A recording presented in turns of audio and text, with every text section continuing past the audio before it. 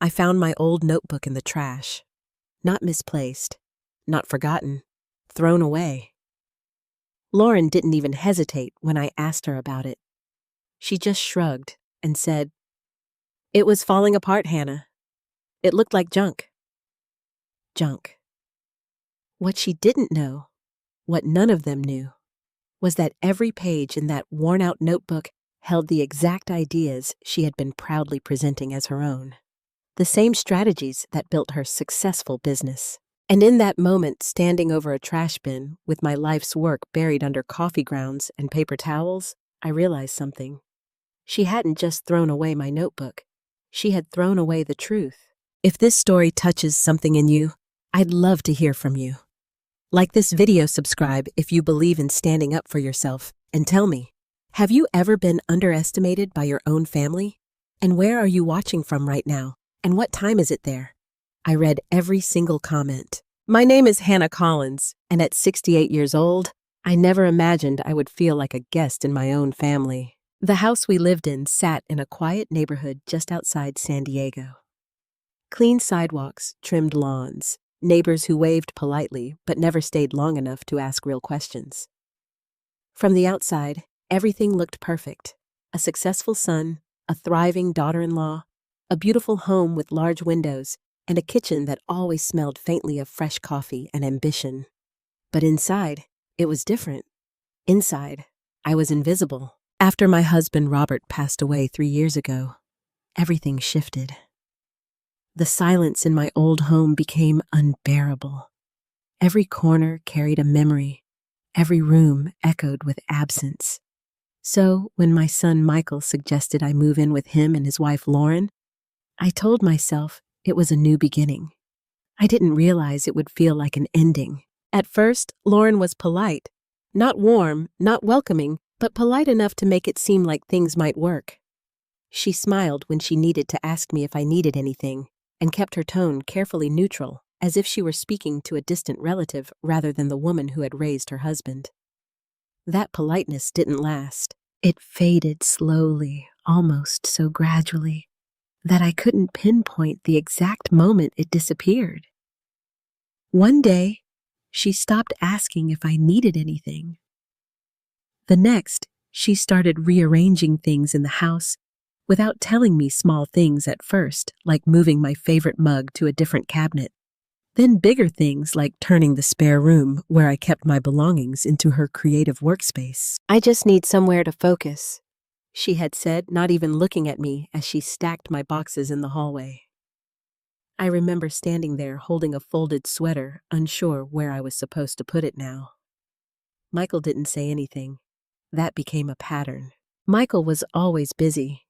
Meetings, calls, emails. He worked in finance, something complicated that involved numbers I no longer cared to understand.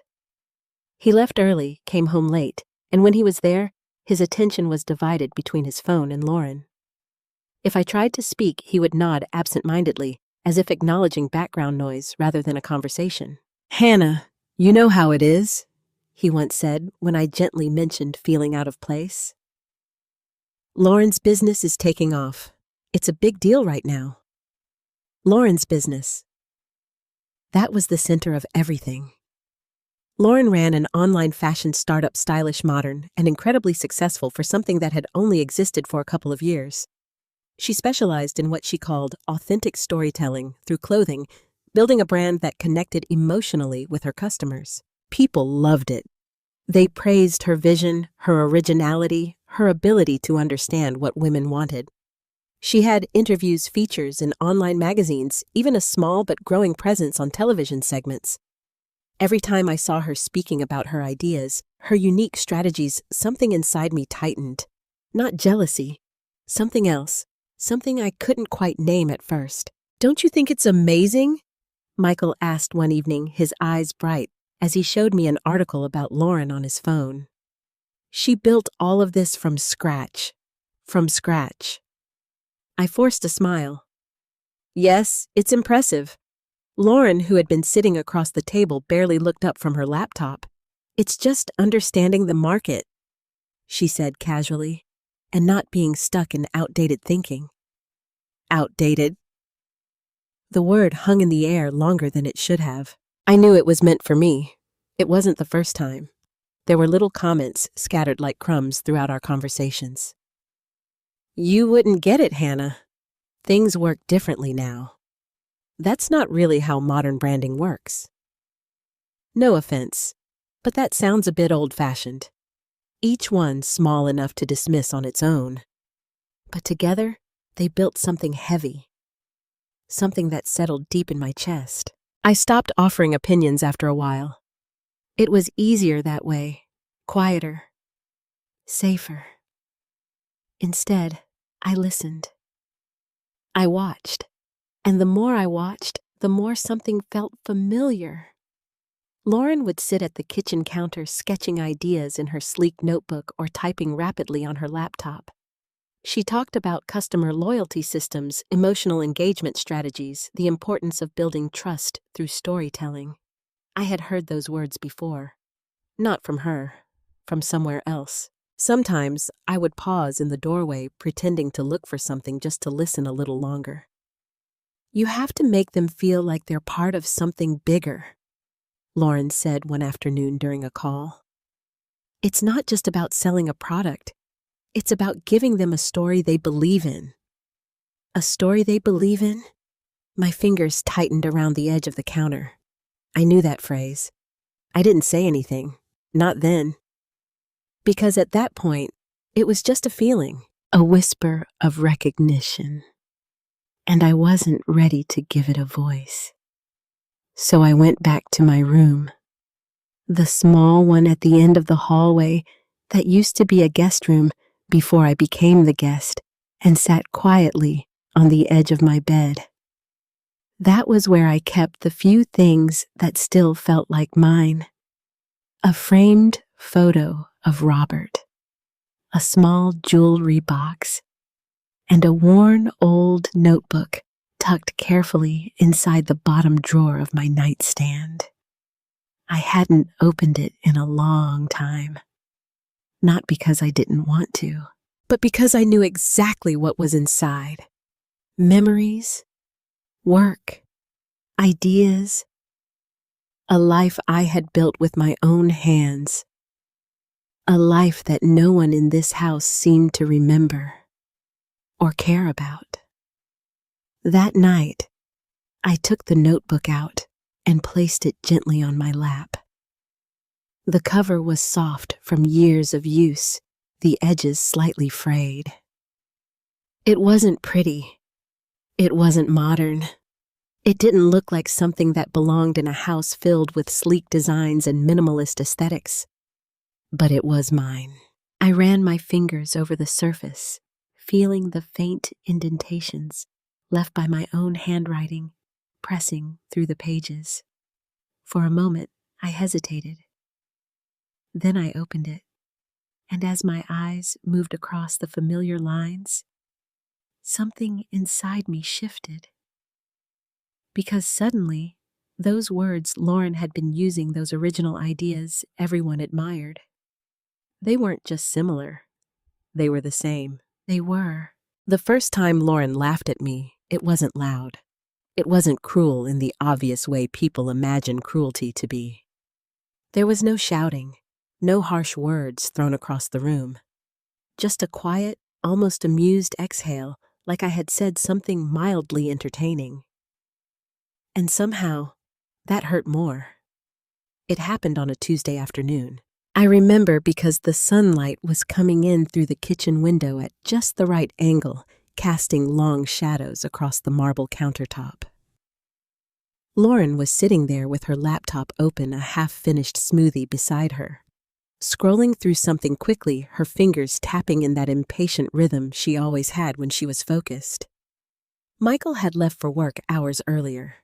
The house was quiet except for the faint clicking of her keyboard. I had made tea. It was a simple habit, one of the few routines I still held on to from my old life. I poured myself a cup, added just a little honey, and stood there for a moment watching her. She looked confident, busy, important.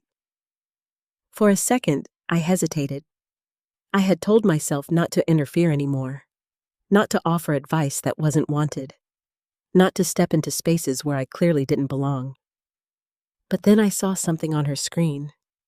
A diagram, a structure, boxes connected by lines labeled in a way that made my breath catch.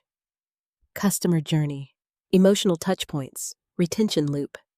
My fingers tightened slightly around the warm ceramic of my cup. I had drawn something like that once, years ago. Without thinking, I spoke. You might want to simplify that second stage. Lauren didn't look up. What? Her tone wasn't curious. It was distracted. I took a step closer, setting my tea down carefully. The second stage, I repeated gently. If you make it too complicated, people won't stay engaged.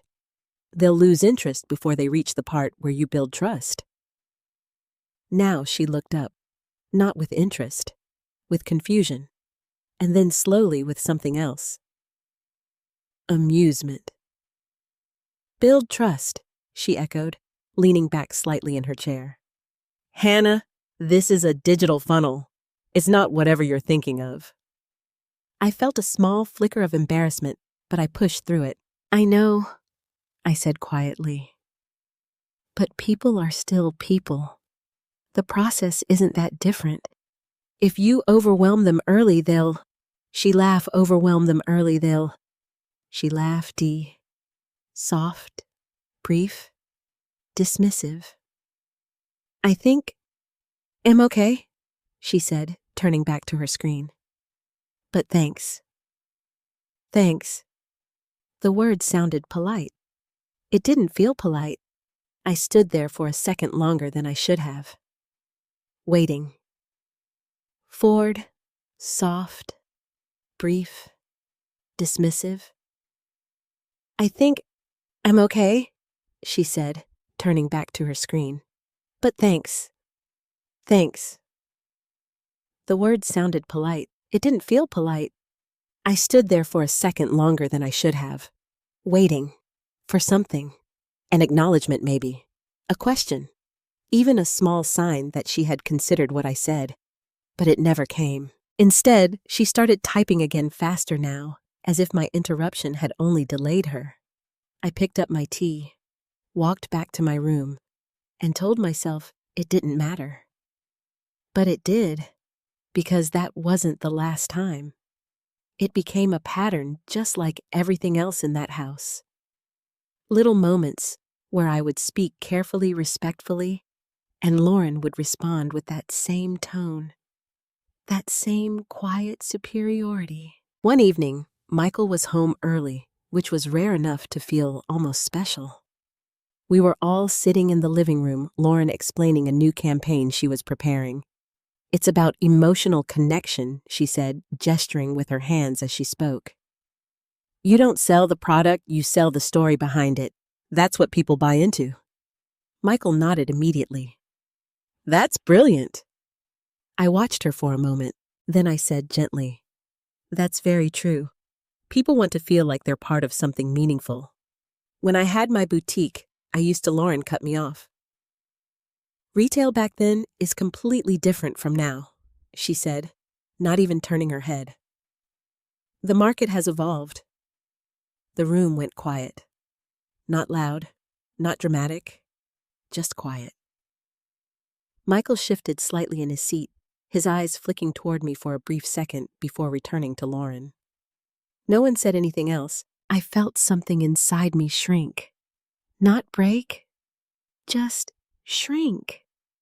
Like a part of me was slowly folding in on itself, making less and less space, taking up less and less room. After that, I stopped trying to finish my sentences. I would start to speak, then stop halfway, letting my words fade into nothing before they could fully form. It was easier, safer. But even then, the comments didn't stop. They just changed. Some things just don't translate across generations. It's hard to explain modern strategy if you haven't worked in it. No offense, Hannah, but the industry has moved on. no offense, always followed by something that felt exactly like offense. And the strangest part? She believed what she was saying. Lauren wasn't trying to be cruel. Not in the way people usually mean it. She genuinely thought she was right. That her success came entirely from her own understanding, her own intelligence, her own ability to see what others couldn't. That everything before her was outdated, irrelevant, including me. But the more she spoke, the more she explained her ideas, her unique approach, the more that feeling returned. That quiet, persistent recognition. It wasn't just one or two things anymore. It was everything. The way she structured her campaigns, the language she used, even the way she described her customers as if they were part of a journey rather than just buyers.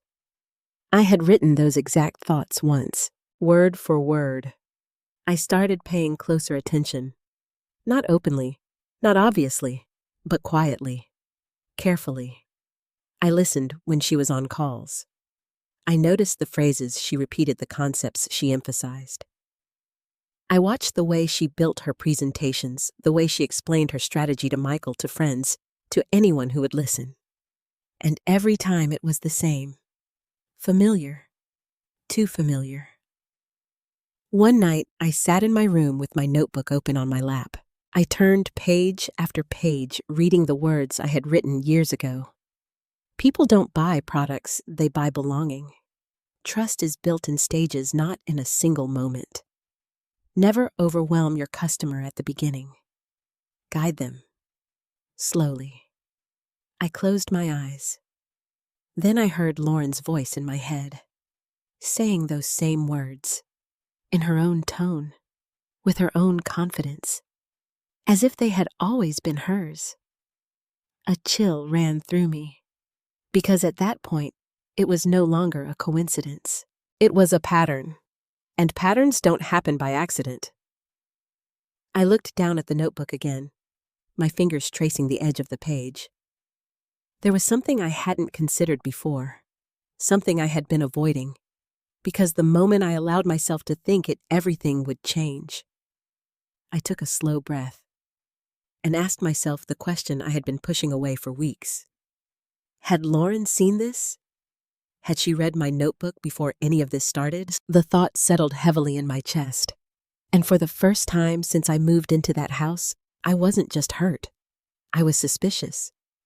I didn't sleep that night.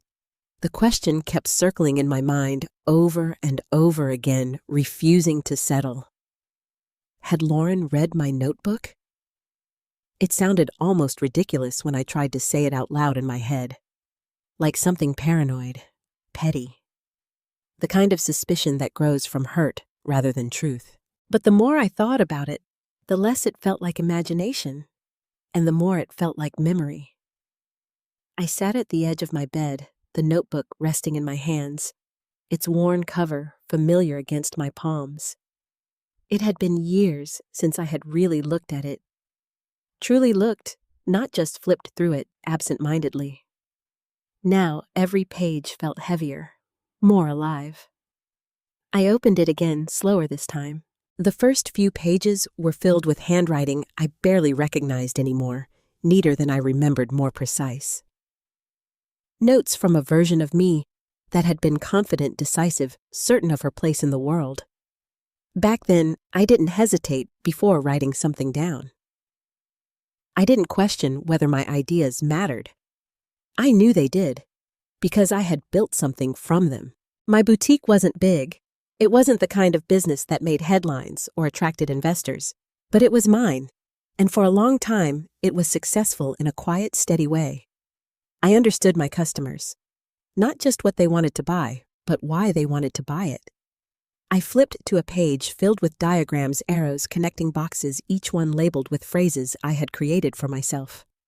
Discovery, connection, trust, loyalty. I traced one of the arrows with my finger.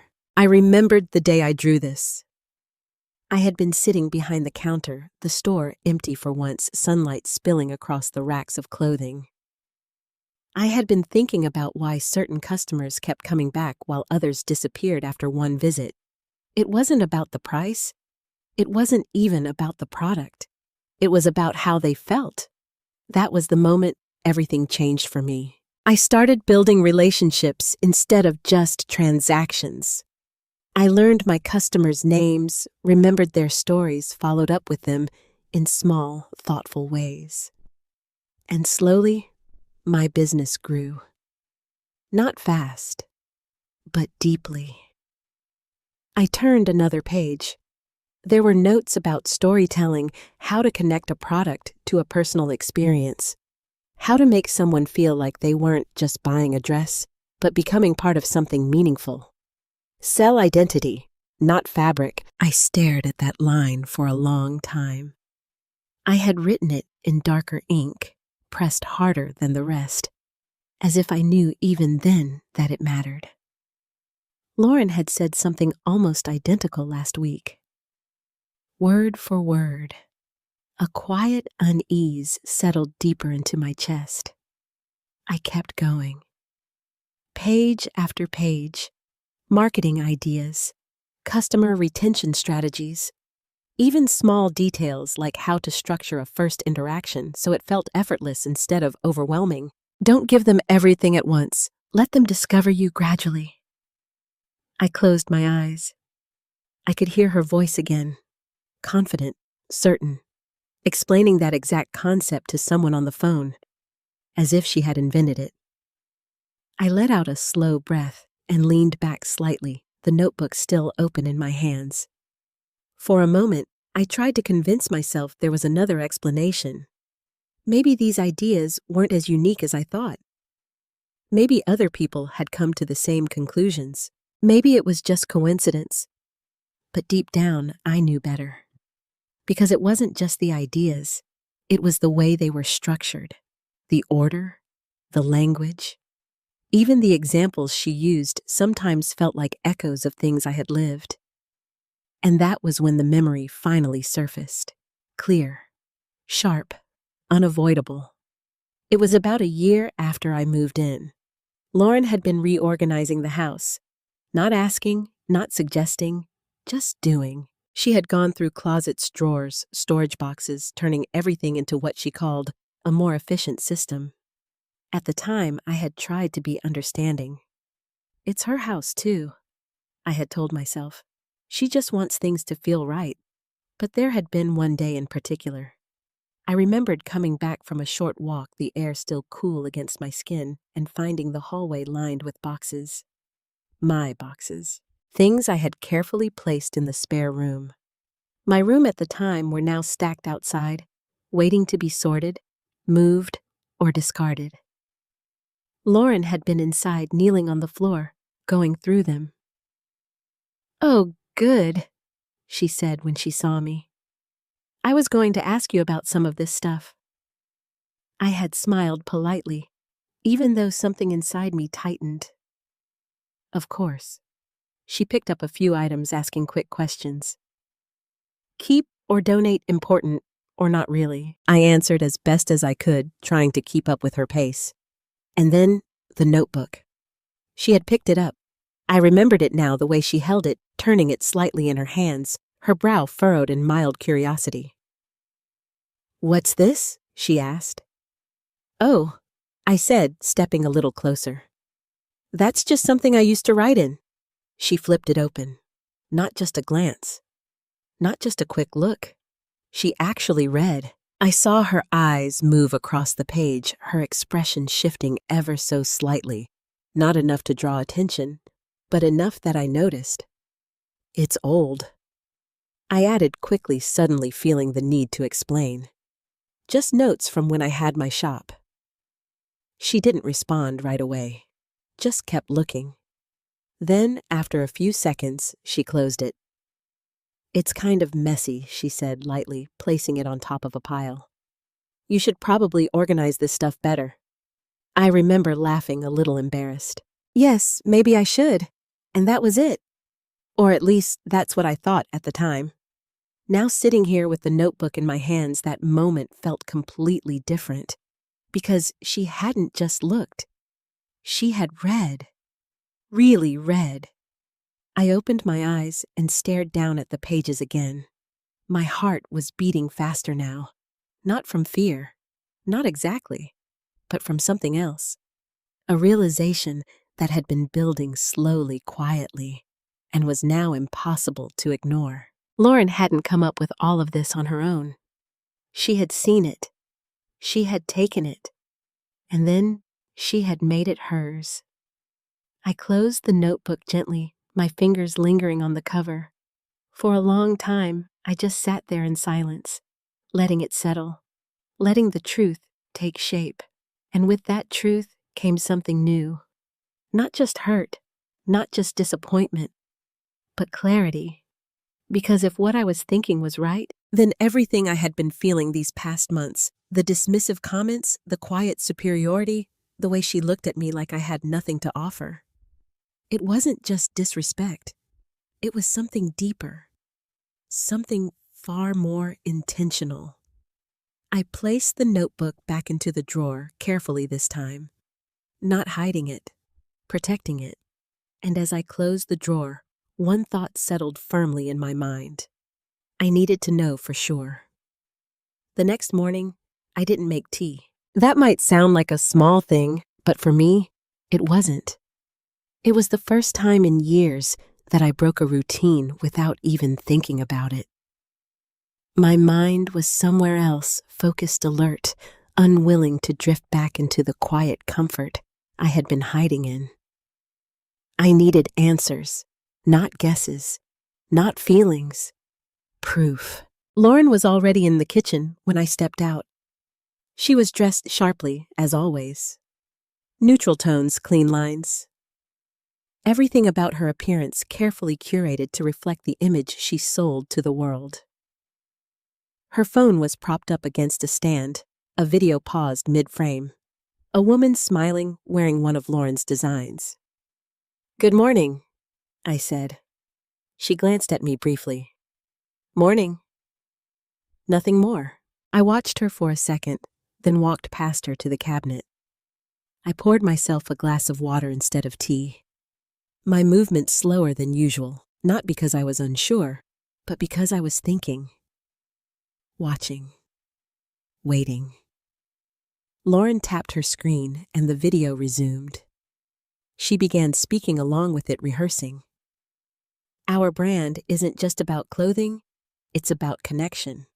We build emotional bridges between identity and expression. I froze for just a fraction of a second.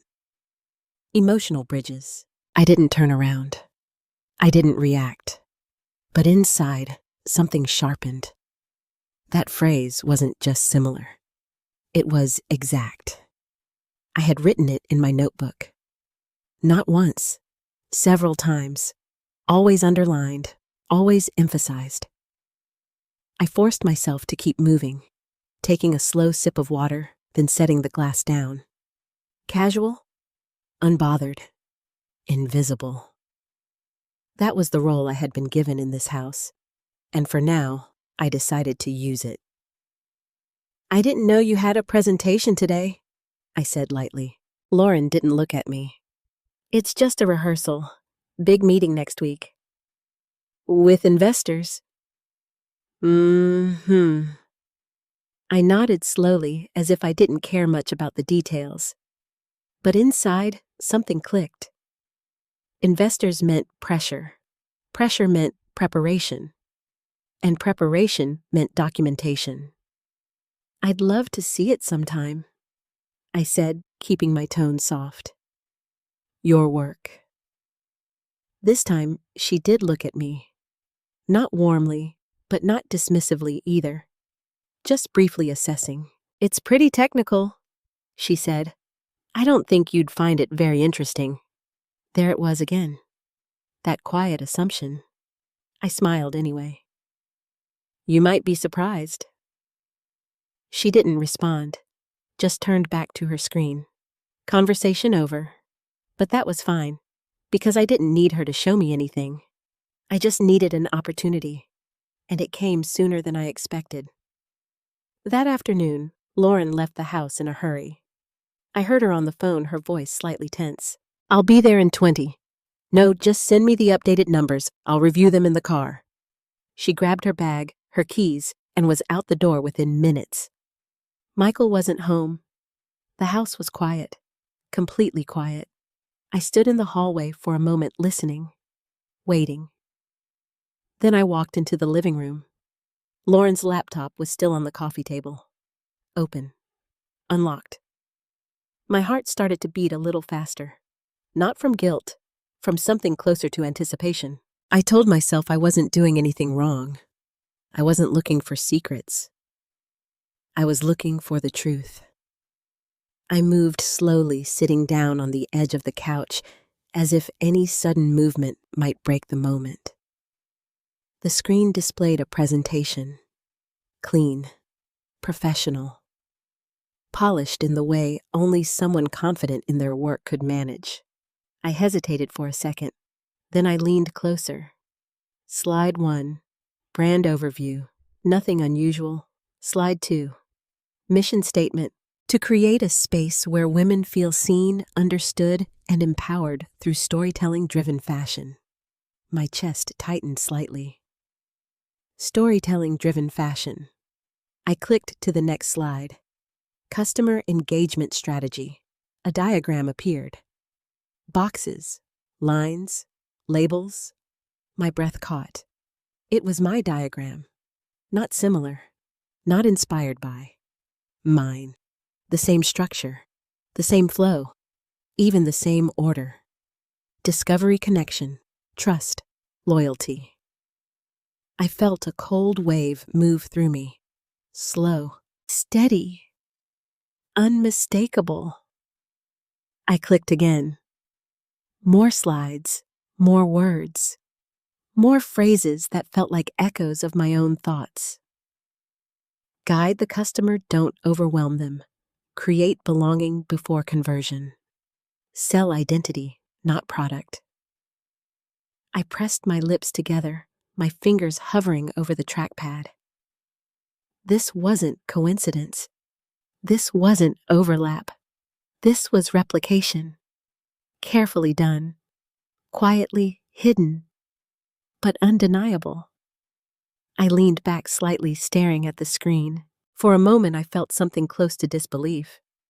Not because I didn't see it, but because I couldn't believe how far it had gone. She hadn't just taken an idea. She had built an entire identity on it, an entire business, and the world. For a moment, I felt something close to disbelief. Not because I didn't see it, but because I couldn't believe how far it had gone.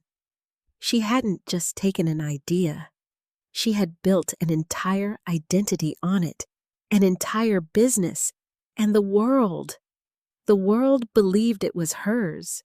I swallowed slowly, my throat suddenly dry. Then I noticed something else. A folder on the desktop. Pitch final. I clicked it. Inside were several files. Drafts, notes, versions of the same presentation. I opened one at random. And there it was.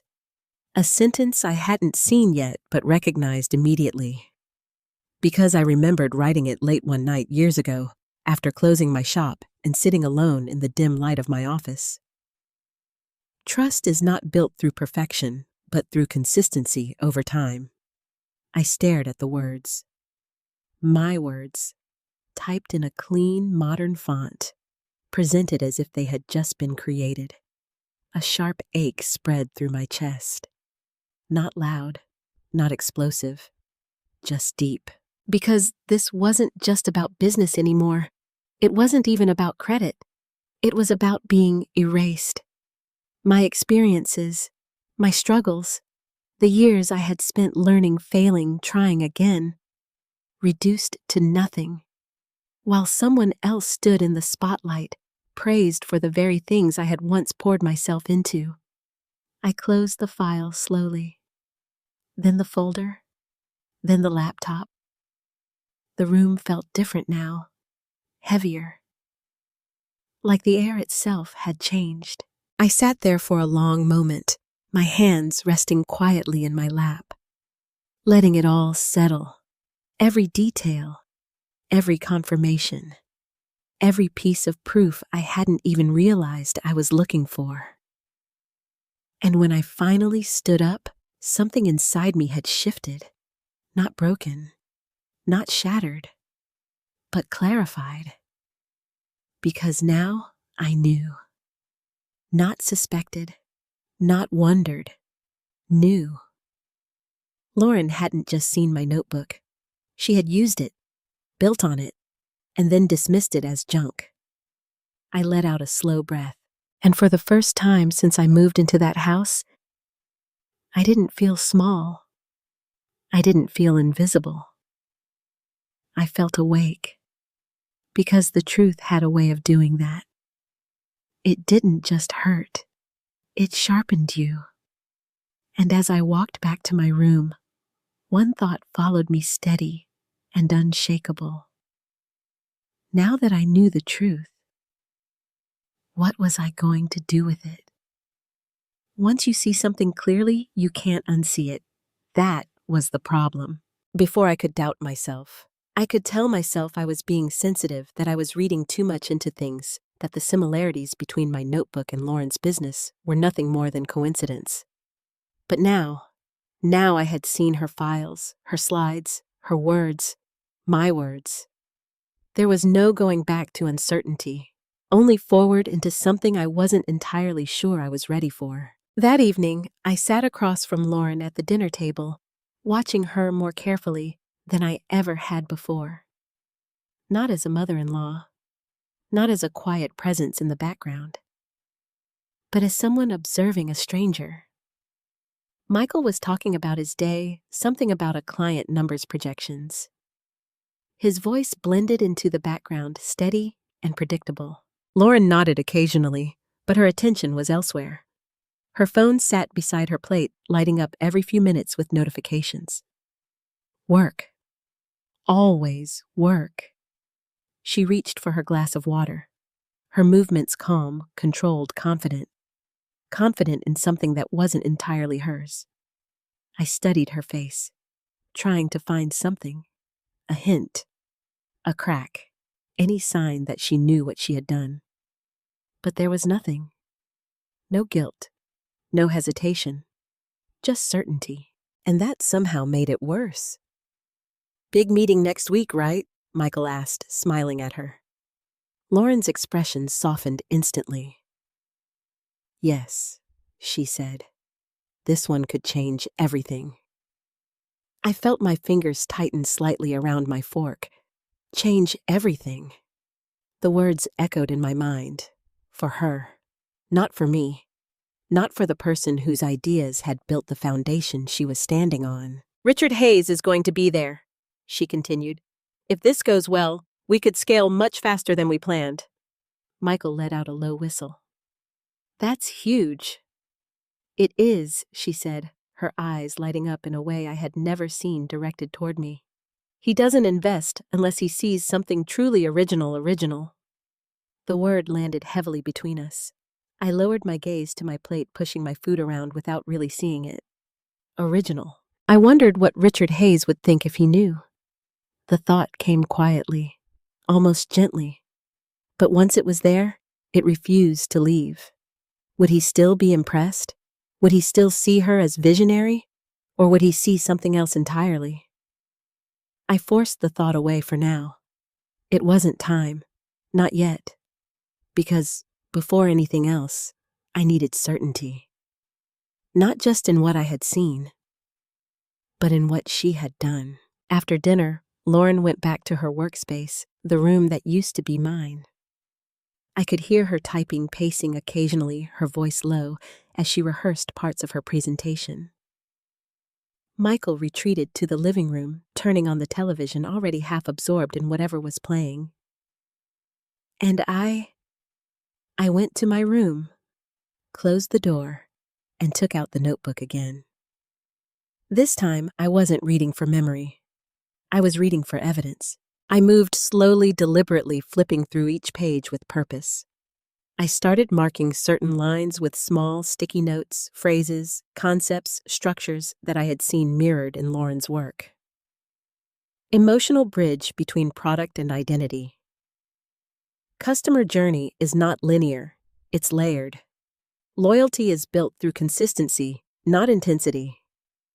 Each note I placed felt like a quiet confirmation, not imagined, not exaggerated, real. By the time I reached the middle of the notebook, my hands had grown steadier, stronger, because the doubt that had once softened everything was gone. In its place was something sharper, clearer. And then I found it. A page I hadn't thought about in years, dated, carefully written. It was one of the few entries where I had included a full outline of a business model step by step from concept to execution. I stared at it for a long moment because I recognized it instantly, not just from memory, but from Lauren's presentation. This wasn't just a phrase or an idea. This was the structure, the backbone, the exact framework she had been building her entire company around. I felt a slow, controlled breath leave my body. There it was, everything I needed, not in her laptop, not in her files, but here, in my handwriting, years before she had ever launched her business. I leaned back slightly, the notebook resting open in front of me, and for the first time since all of this began, I felt something shift inside me. Not anger, not yet. Something quieter, something more dangerous. Resolve. Because this wasn't just about being dismissed anymore. It wasn't just about the comments, the laughter, the way she made me feel small. This was about truth, about ownership, about the simple, undeniable fact that something had been taken and turned into something else. I closed the notebook gently and placed it beside me. Then I sat there in silence, thinking, not reacting, not rushing, just thinking.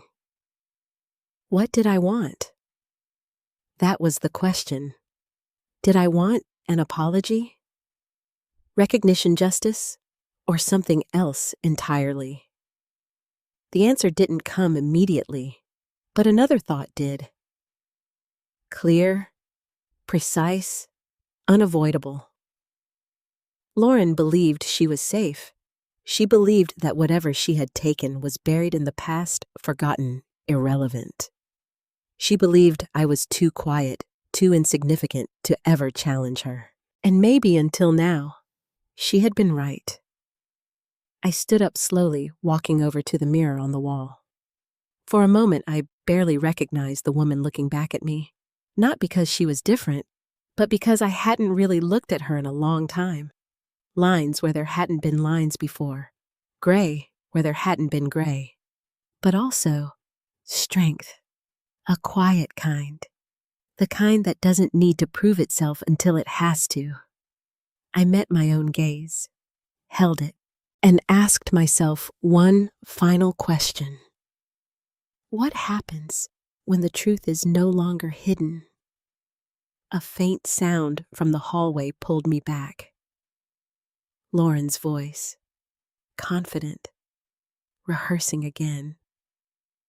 Our strategy is built on years of understanding customer behavior. I closed my eyes for just a second, then opened them again. Because now when I heard those words, I didn't feel small. I didn't feel invisible. I felt something else entirely. Because I knew something she didn't. And that knowledge, that truth, it wasn't gone. It was just waiting. The morning it happened, everything felt ordinary. That's what I remember most. Not tension, not conflict. Just a quiet, uneventful morning that gave no warning for what was coming. Michael had already left for work. Lauren was in her workspace, moving quickly between calls, her voice sharp and focused as she discussed timelines and projections. I stayed in my room longer than usual, sitting on the edge of my bed, with the notebook resting beside me. I had read it again the night before, not because I needed to, but because I wanted to remind myself of what was real, of what was mine. Eventually, I stood up, placed the notebook carefully back into the drawer, and went to the kitchen. Lauren barely acknowledged me. She was pacing phone pressed to her ear. "Yes, I know the deadline," she said. "I just need everything to be perfect. I'm not presenting something half-finished." "Perfect." I poured myself coffee this time. Not tea. Coffee. Stronger. More bitter. More fitting for how I felt. I sat down quietly, listening without meaning to. "No, the framework is solid," Lauren continued. "That's the strongest part of the whole pitch. Everything else builds from that. The framework." I stared into my cup. Of course it was solid. It had taken me years to make it that way. Lauren ended the call with a quick, "I'll send it over," then dropped her phone onto the counter with a soft exhale. For a moment, she just stood there, eyes closed, collecting herself. Then she turned toward me. "You're up early," she said. "I didn't sleep much," I replied calmly. She gave a small, distracted nod. "Big week." I studied her face. There was no arrogance in that moment, no dismissiveness, just pressure, responsibility, the weight of something she believed she had built. And for a brief second, I almost felt sorry for her. Almost. "Do you need anything?" she asked, already reaching for her laptop. The question sounded automatic. Empty. I shook my head. "No." She nodded again and walked out of the kitchen. And just like that, the moment passed. I finished my coffee slowly, then stood up and returned to my room. The house was quiet again. Familiar. Predictable. Until it wasn't. I noticed it first when I opened my drawer. The notebook wasn't there. I frowned slightly, my hand hovering over the empty space. That didn't make sense. I was sure I had put it back. Carefully. Exactly where it always was. I checked again, moved a few things around, looked beneath the drawer as if it might have somehow slipped out of place. Nothing. A small, uneasy feeling stirred in my chest. Not panic, not yet, just awareness. I stood up, scanning the room. Maybe I had taken it out again and forgotten. Maybe I had left it somewhere else. The thought felt weak even as I considered it, because I knew myself, and I knew I hadn't. I stepped into the hallway. "Lauren!" I called. No response. Her workspace door was open, empty. The house felt different now. Too quiet. Too still. I walked toward the kitchen, then stopped. Something caught my eye through the window. Movement. Outside, near the trash bins. My chest tightened. Slowly, I walked to the back door and pushed it open. The morning air hit me immediately, cool, sharp, carrying the faint scent of damp grass and something else. Something sour. The smell of garbage. I stepped outside, and there she was. Lauren stood by the trash bin, lifting the lid with one hand, holding a small stack of papers in the other. For a second, I didn't understand what I was seeing. Then she dropped them inside. Casually, without hesitation. My feet moved before my mind caught up. "What are you doing?" I asked. My voice was steady. Too steady. Lauren turned slightly startled. "Oh, Hannah, I didn't see you." Her tone was light, unconcerned. I walked closer, my eyes fixed on the open bin. "Those papers," I said. "What are they?" She glanced down briefly, then shrugged. "Just old stuff. Nothing important. Old stuff." My heart started to beat harder now. Faster. Louder. And then I saw it. The edge of the notebook. Familiar. Worn. Partially buried beneath a coffee-stained napkin. Everything inside me went still. "You threw that away?" I asked quietly. Lauren followed my gaze.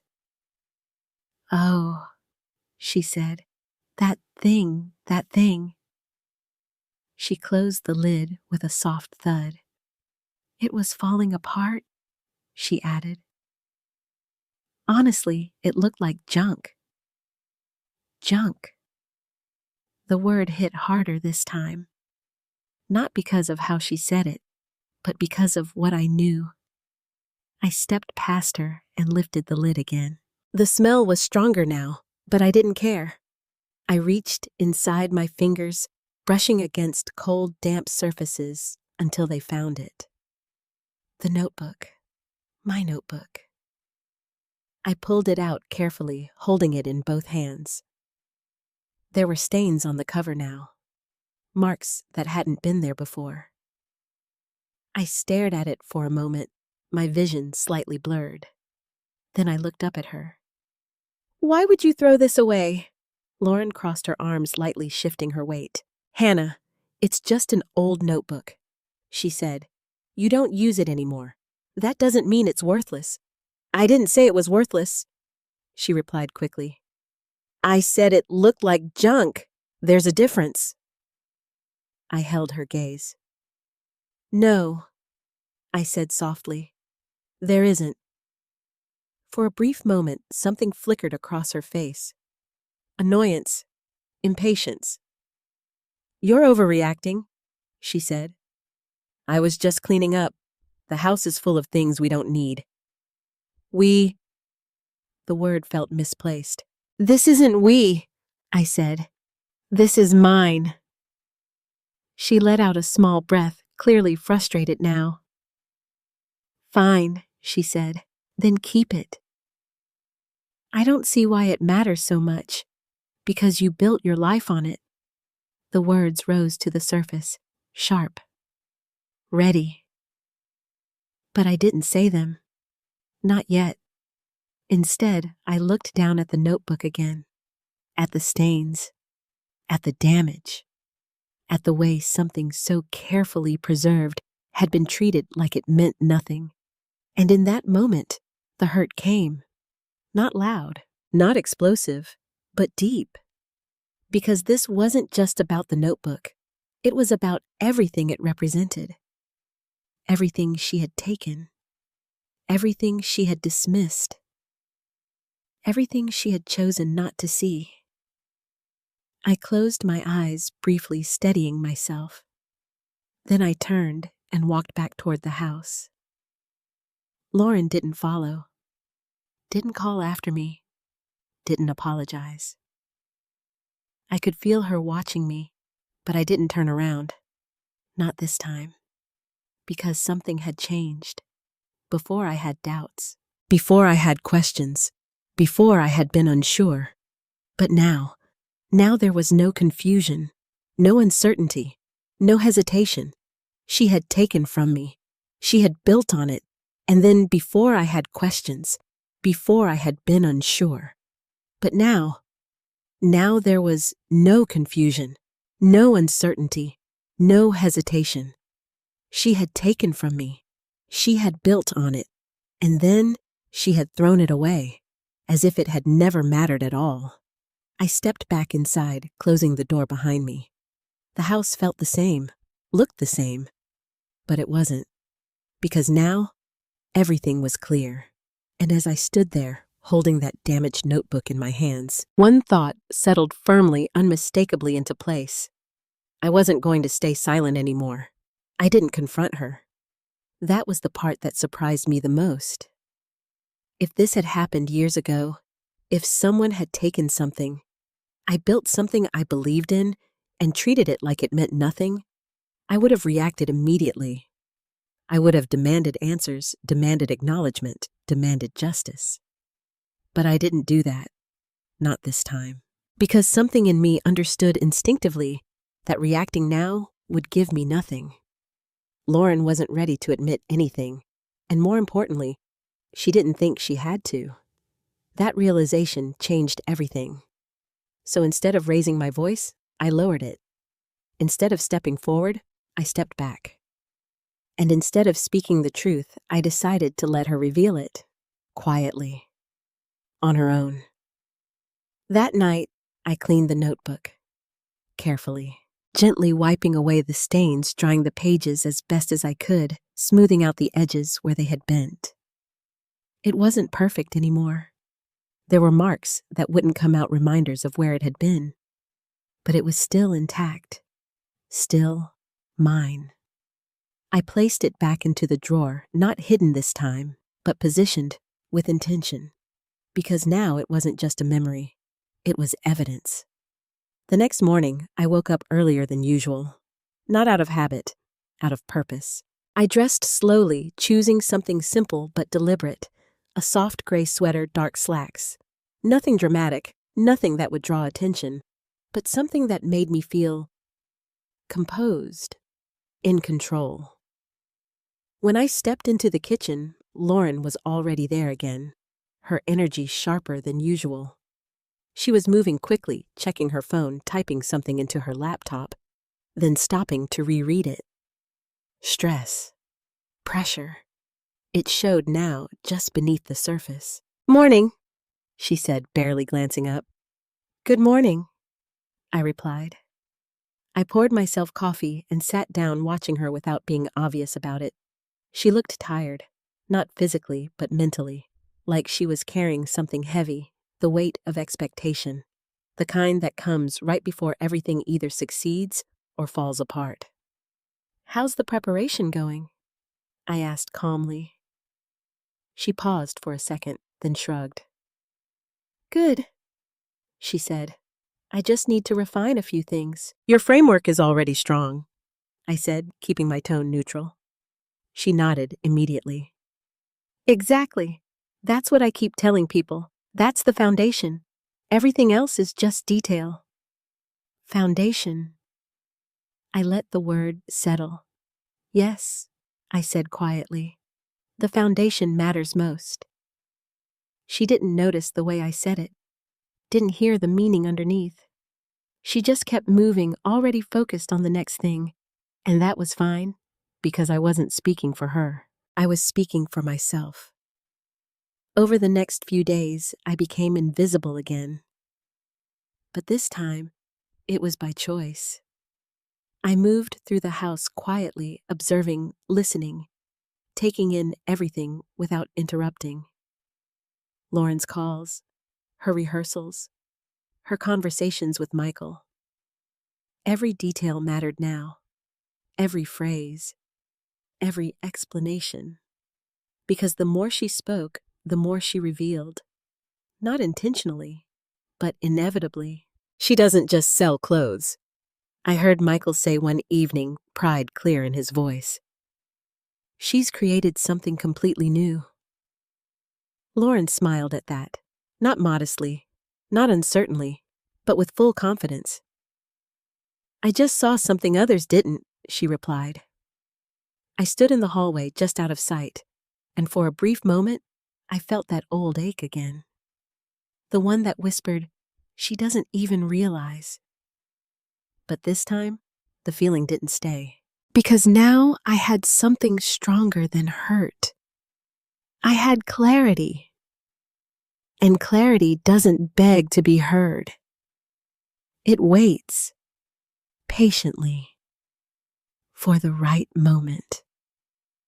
Later that night, I sat with the notebook again, reviewing the marked pages. Not out of emotion, out of preparation. I started organizing my thoughts, not in the notebook, but in my mind. What she had used, how she had used it, where it appeared in her presentation. I didn't need to write it down. I already knew it. Every line, every idea, every structure.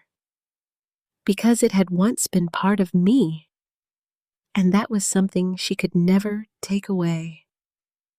The opportunity came unexpectedly, 3 days before her big meeting. Lauren left again in a rush, another last-minute call, another urgent adjustment that needed her attention elsewhere. Michael was at work. The house was empty, and once again, her laptop was left behind, open, unattended. This time, I didn't hesitate. I walked straight to it, sitting down with a calmness that surprised even me. The presentation was open, final version, polished, ready. I clicked through each slide slowly, not searching for confirmation anymore, but studying, understanding. And then I saw something new, a section she hadn't shown before.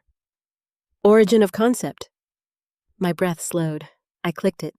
A paragraph appeared, carefully written, clean, professional, and completely false. This framework was developed through extensive research and personal insight into modern consumer behavior. I stared at the words. For a long moment, I said nothing, did nothing, just looked. Because this wasn't just omission anymore. This was rewriting history. And suddenly, everything became very simple. This wasn't about misunderstanding. This wasn't about unconscious influence. This was a choice, a deliberate one, to take, to build, and then to claim. I leaned back slightly, my eyes still fixed on the screen. And for the first time since all of this began, I felt something settle inside me. Not doubt, not hesitation, decision. Because now I understood exactly what I was dealing with. And more importantly, I understood exactly what needed to happen next. I closed the laptop gently and stood up. The house was still quiet, still peaceful, still pretending everything was normal. But it wasn't. Not anymore. Because the truth wasn't hidden. It wasn't lost. It wasn't forgotten. It was simply waiting. And as I walked back to my room, one thought stayed with me steady and unshakable. When the moment comes, I won't have to raise my voice. The truth will speak for itself. Once you accept the truth, the next step is deciding what to do with it. And that's where things become complicated. Because knowing something and proving it are two very different things. I had seen enough to convince myself. More than enough. The slides, the language, the structure, every piece pointed in the same direction. But that wasn't enough for anyone else. Not for Michael. Not for Lauren. And certainly not for someone like Richard Hayes. If I wanted the truth to matter, I needed something undeniable. Something that didn't rely on emotion. Something that couldn't be dismissed as coincidence. So I went back to her laptop again. Not impulsively, not secretly in a rush, but deliberately, with purpose. It was late afternoon, and Lauren had stepped out for another meeting. Michael wouldn't be home for at least 2 hours. The house felt suspended in time, quiet, still waiting. I sat down at the table, opened her laptop, and this time, I didn't just look. I studied. I opened the pitch deck again, the final version. Then I opened my notebook beside it, side by side, past and present, truth and illusion. At first, I simply compared.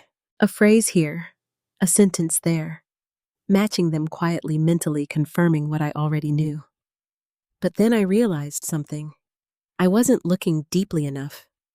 Because the real evidence wasn't just in the obvious lines. It was in the details, the small things. the things people don't think to change. I went back to the beginning of the presentation, slide by slide, carefully, slowly. And that's when I found it, a section titled Customer Retention Flow. At first glance, it looked like a standard diagram, clean, minimal, modern. But as I leaned closer, my breath slowed. Because there, in the second stage, was a label I hadn't noticed before. Emotional anchoring phase. I froze. My eyes locked onto the words. Emotional anchoring phase. No one uses that phrase. No one. Because I had invented it, not as a buzzword, not as something meant to impress, but as a personal way of describing a very specific moment in the customer journey, the point where someone stops browsing and starts feeling connected. I had written it once. Only once. In my notebook. On a page dated nearly 12 years ago, and there it was, typed cleanly, presented confidently, as if it had always belonged there. My hands went still, completely still, because this wasn't similarity, this wasn't influence, this was proof. I flipped quickly through my notebook, my fingers moving faster now, searching for the page. And when I found it, there it was, the exact phrase, underlined twice, a small note beside it. This is the turning point. Don't lose them here. I looked back at the screen, then back at the page, then back again. There was no difference. None. A strange calm settled over me. Not relief, not satisfaction. Something colder, clearer. Because now I had something real, something no one could explain away. But I didn't stop there. I kept going. Because if one piece existed, there would be more. I opened the folder labeled Drafts. Different versions of the pitch deck appeared, earlier stages less polished, more raw. I clicked on one from several months ago, and immediately I saw it. Tracked changes, comments, edits, Lauren's process. And buried within those edits was something even more revealing. A line that had been removed, crossed out, replaced, but still visible. Original line. Based on traditional boutique experience, customers respond best to layered engagement. Revised line. Based on modern consumer behavior analysis, customers respond best to layered engagement. I leaned back slowly. Traditional boutique experience. She had written it. At some point, she had acknowledged the source, even if only briefly, even if only to herself. Then she had erased it, rewritten it, reframed it, until it sounded like something else, something new, something hers. I stared at the screen, my thoughts moving faster now, because this wasn't just evidence of use. This was evidence of awareness. She knew, at least at some point.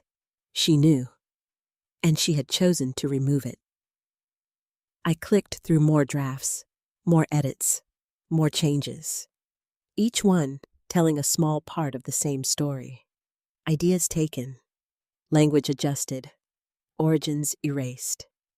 Until the final version became something clean, convincing, believable.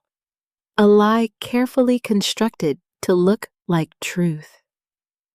I sat there for a long moment, letting it all settle. Then slowly, I reached for my phone. I hesitated. Just for a second, because this was the moment where everything shifted, from knowing to acting. I opened the camera, took a photo of the notebook page, then a photo of the slide, side by side, clear, undeniable, then another, and another. Each piece documented, each connection preserved, not out of anger, but out of necessity. Because truth on its own isn't always enough. Sometimes it needs to be shown. I placed the phone down and closed the laptop gently. The room felt different now. Not heavier, not tense, but focused. like everything had finally aligned.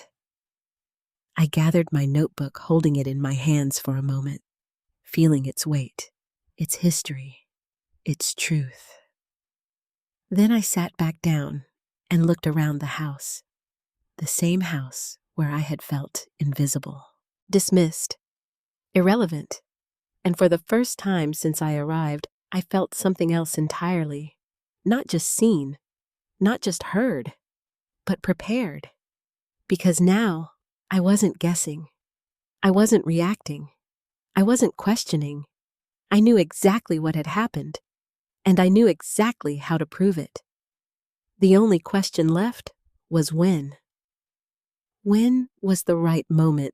When would the truth matter most? I thought about Lauren's meeting, about Richard Hayes, about the way she had said this could change everything. And slowly a realization began to form. Not rushed, not emotional, but precise. If the truth came out too early, it could be ignored, dismissed, explained away. But if it came out at the right moment, in the right place, in front of the right people, it wouldn't just be heard. It would be undeniable. I closed my eyes briefly, then opened them again. Because now I wasn't just holding the truth. I was holding timing. And timing was everything. The invitation came 2 days later. Not directly to me. Of course not. It came through Michael. We were sitting at the dinner table again, the same familiar setting where so many things had been said and left unsaid.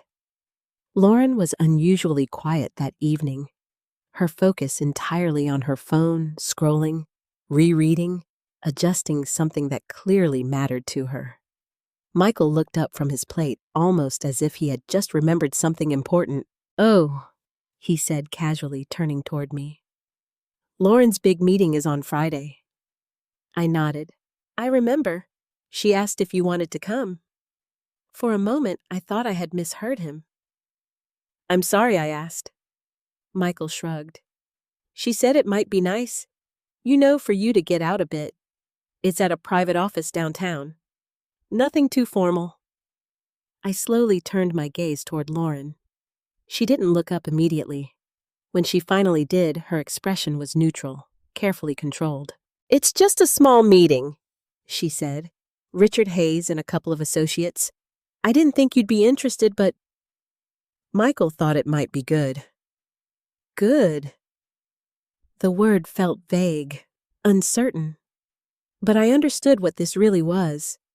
An afterthought, a polite gesture, something offered without expectation of acceptance. Because in her mind, I didn't belong in that world. And that was exactly why I needed to be there. "I'd like to come," I said calmly. Lauren blinked just slightly, a flicker of surprise. Not strong, but noticeable. "Oh," she said. "Okay, that was all. No enthusiasm, no follow-up questions. Just acceptance." But beneath that simple exchange, something shifted. Because now, the moment I had been waiting for had a place, a time, a stage. That night, I didn't sleep much again. But this time, it wasn't because of uncertainty. It was because of preparation. I sat at my desk with the notebook open, the sticky notes marking the most important sections. Beside it, my phone rested quietly, holding the photos I had taken, the undeniable connections between what I had written and what Lauren was presenting. I went through everything again, carefully, methodically, not to remind myself, but to refine. Because I knew something important. This wasn't just about exposing her. It was about how I did it. If I approached it with anger, I would lose. If I made it personal, I would be dismissed. If I turned it into a confrontation, it would become a conflict. And conflicts can be ignored. But truth, when presented correctly, cannot. So I thought about Richard Hayes, a man who only invested in original ideas, a man who valued innovation, clarity vision. A man who, from everything I had heard, respected intelligence. That was my audience. Not Lauren, not Michael. Him, which meant I didn't need to accuse. I didn't need to argue. I just needed to ask the right questions. The kind of questions that reveal more than statements ever could. By the time the sun began to rise, everything felt settled, clear. Like a path had formed in front of me, and all I had to do was follow it. Friday arrived quickly, too quickly. The house was filled with a different kind of energy that morning. Tension, expectation. Lauren moved through the space like someone preparing for battle, focused, precise, every movement intentional. She wore a tailored cream blazer, her hair pulled back neatly, her expression composed but sharp. Michael hovered nearby, offering encouragement, checking details, trying to be supportive in the way he always did, present but slightly removed. And me, I was calm. Not because I wasn't nervous, but because I knew something they didn't. I chose a simple outfit, elegant, understated, nothing that demanded attention, but nothing that faded into the background either. When Lauren saw me, she paused for a second. "You look nice," she said. It sounded almost like a question. "Thank you," I replied.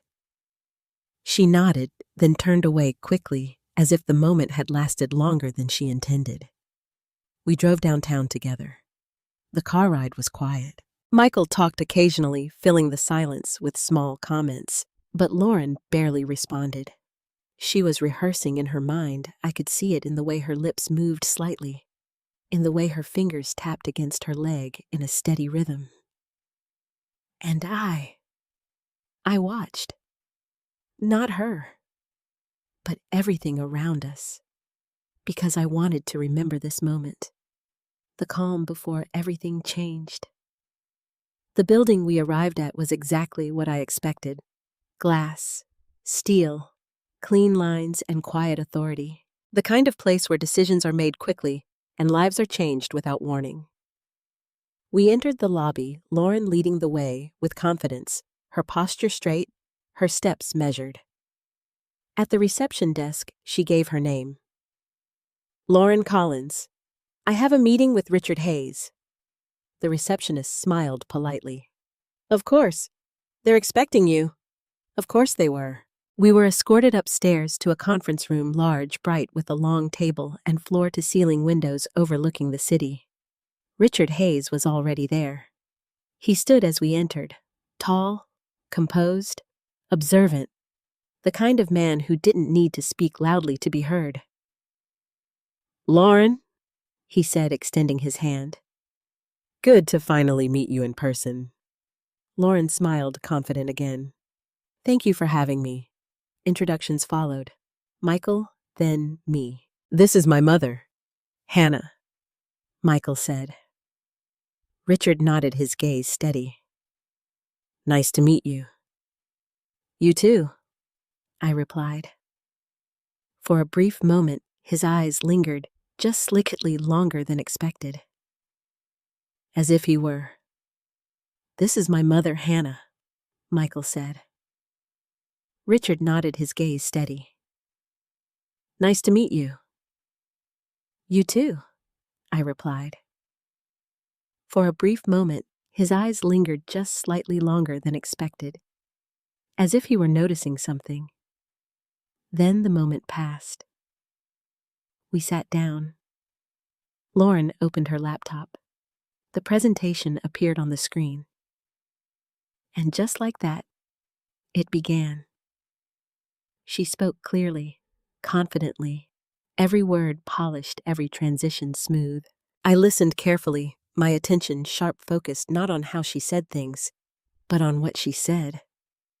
Because I knew every part of it, every structure, every phrase, every idea. And as she moved through the slides, I could feel the room responding. Nods, interest, approval. Richard leaned forward slightly, his expression engaged. "This is impressive," he said at one point. Lauren smiled. "Thank you." Impressive? Yes, it was, because it was mine. I folded my hands quietly in my lap, waiting. Not for her to finish, but for the right moment. Because I wasn't here to interrupt. I wasn't here to accuse. I was here to reveal. And when that moment came, I would be ready. Lauren reached the final slide, and that, she said, her voice steady, confident, perfectly controlled, is why I believe this brand has the potential to scale, not just quickly, but sustainably. Silence followed. Not awkward, not uncertain. The kind of silence that means people are thinking, evaluating, measuring what they've just seen against everything they've experienced before. Richard Hayes leaned back slightly in his chair, his fingers steepled in front of him. "That's a very compelling presentation," he said. Lauren smiled just enough to show confidence without arrogance. "Thank you." Michael glanced at her pride written all over his face. I sat quietly, my hands resting in my lap, my expression calm, waiting, because this was the moment, not the end of her presentation, the beginning of the truth. Richard tilted his head slightly. "I have a few questions," he continued, "if that's all right." "Of course," Lauren said immediately. He glanced down briefly at his notes. "Your framework," he said. "The structure of your customer engagement model, it's very specific, very refined." Lauren nodded. "Yes, it's something I've developed over time." "Developed?" The word hung in the air. "And how long did it take you to arrive at this structure?" he asked. Lauren didn't hesitate. "A couple of years," she said. "Testing, refining, understanding what works and what doesn't." I watched her carefully, her posture, her tone, her certainty, and for a brief moment, I almost admired it. Almost. Richard nodded slowly. "It shows," he said. "There's a level of depth here that usually takes experience." Lauren smiled again. "Thank you." There was a pause, a natural pause, the kind that signals the conversation might move forward or end, and that was when I spoke. "May I ask a question?" My voice was calm, soft, but it cut through the room instantly. Lauren froze. Not visibly, but I saw it. A slight tightening in her shoulders, a flicker of surprise in her eyes. Richard turned toward me curious. "Of course," he said. I nodded politely. "Lauren," I began, turning slightly toward her, "you mentioned that your framework was developed over the past couple of years." "Yes," she said, her voice steady, but just a touch more guarded now. I tilted my head slightly as if considering something. "That's interesting," I said. "Because the structure you're using, it feels very familiar." A silence settled over the room again. Different this time, more focused. Lauren's eyes met mine. "What do you mean?" she asked. I didn't rush, didn't push. I simply reached into my bag and took out the notebook. Placed it gently on the table, right in front of me. "This," I said softly, "is something I wrote over a decade ago." Lauren's gaze dropped to the notebook for just a second, then lifted again. Her expression didn't change, but something behind it did. "That's nice," she said carefully. "But I'm not sure I understand." I opened the notebook, flipped to a marked page, turned it so it faced her. "And this," I continued, "is a diagram I created when I was running my boutique." Richard leaned forward slightly, his interest clearly piqued. I pointed to the page. "Discovery," I said. "Connection, trust, loyalty. Then slowly I turned my gaze back to the screen behind her. Would you mind going back to your customer retention flow slide? Lauren hesitated, just for a fraction of a second, but it was enough. Then she nodded, her movements a little sharper now, and clicked back through the slides. The diagram appeared. Clean, professional, familiar. Could you read the stages out loud? I asked gently. Lauren's lips pressed together for a brief moment. Then she spoke. Discovery, connection, trust, loyalty. The words hung in the air, identical. I let the silence sit for a moment. Then I turned another page in my notebook. This phrase, I said, pointing to emotional anchoring phase. Richard leaned closer. Lauren didn't move. Would you mind showing the second stage of your diagram? I asked. Her hand hovered over the trackpad. Then slowly she zoomed in. There it was, emotional anchoring phase. Richard's eyes shifted between the screen and the notebook, back and forth, carefully, deliberately. I see, he said quietly. Lauren let out a small breath. This is just terminology, she said quickly. Concepts overlap all the time. I nodded. You're right, I said. They do. I flipped to another page. Then perhaps you can explain this.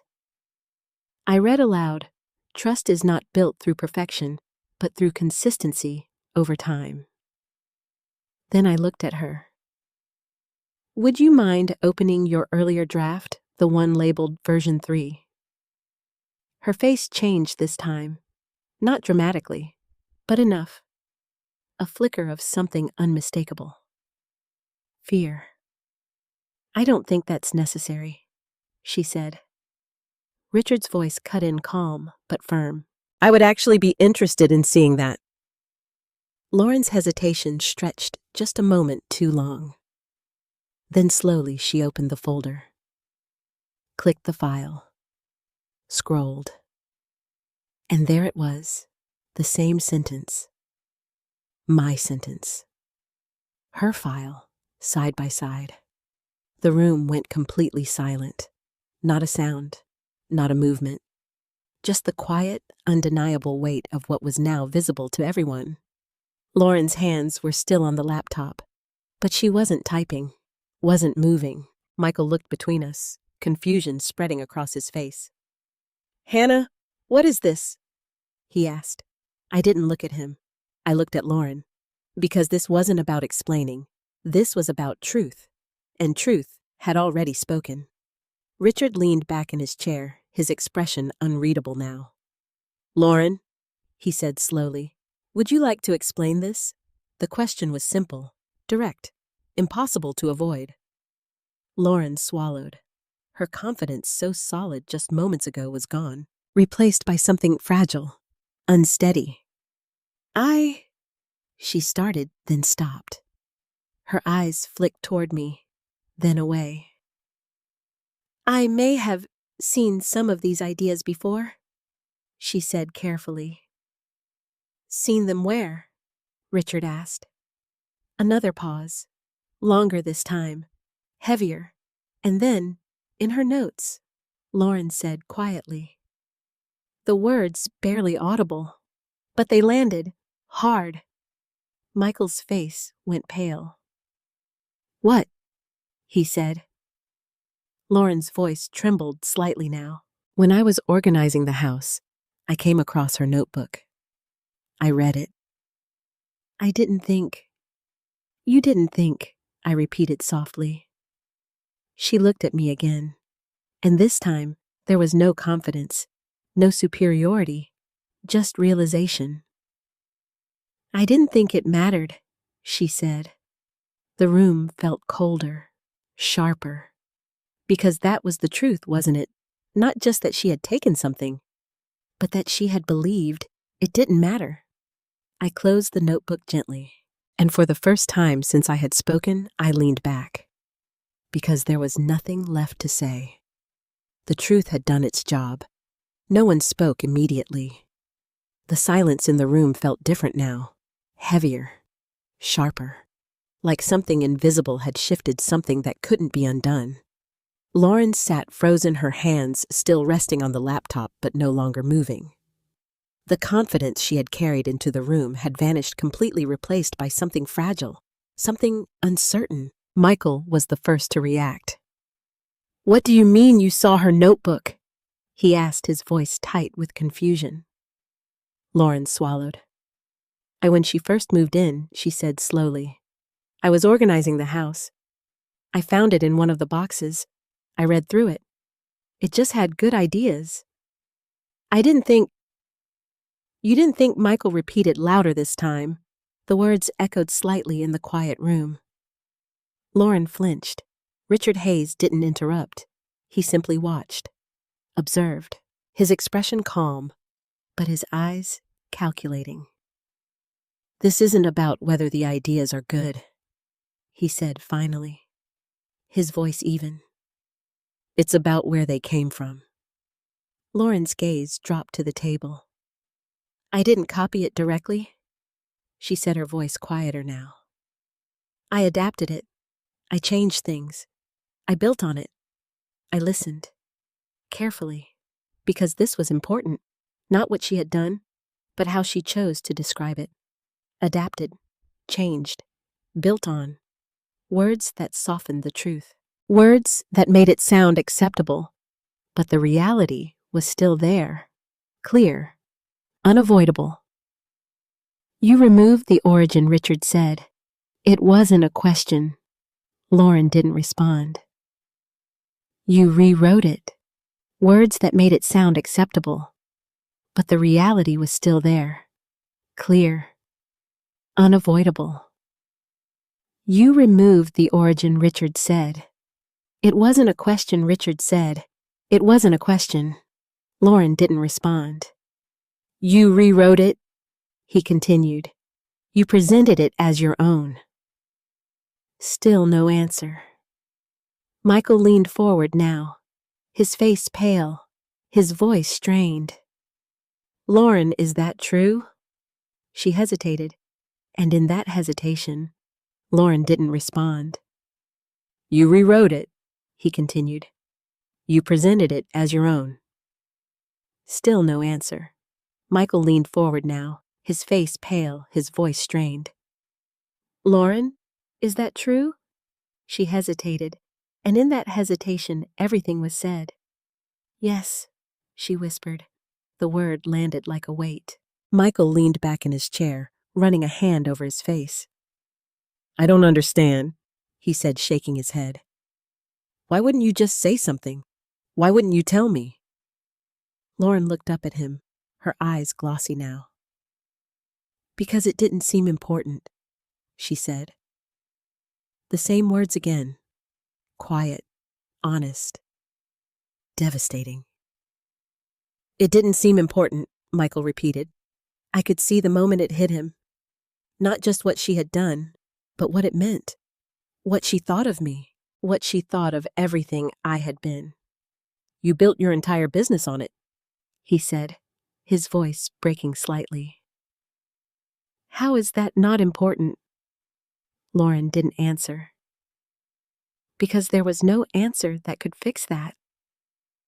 Richard exhaled slowly, leaning back in his chair. "This is unfortunate," he said.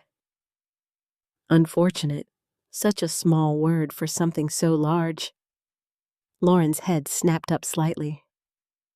"What does that mean?" she asked, her voice suddenly urgent. Richard met her gaze. "It means," he said carefully, "that I can't move forward with this investment." The words were calm, measured, final. Lauren stared at him. "No," she said quickly. "Wait, this doesn't change the value of the business. The framework works. The results are real." "You said it yourself I did," Richard interrupted gently. "And I meant it." He paused. "But I invest in people as much as I invest in ideas." Lauren's face drained of color. And this, he continued, gesturing lightly toward the notebook, and the screen raises serious concerns about ownership, transparency, and integrity. The word hung in the air. Integrity. There was no arguing with that, no reframing it, no softening it. Lauren shook her head, her breath uneven now. "I can fix this," she said. "I can acknowledge it." You can, Richard said, "but not today." The finality in his tone left no room for negotiation. Michael sat completely still now, his eyes fixed somewhere between Lauren and me, as if he were trying to piece together two completely different versions of reality and realizing they didn't fit. "I didn't know," he said quietly.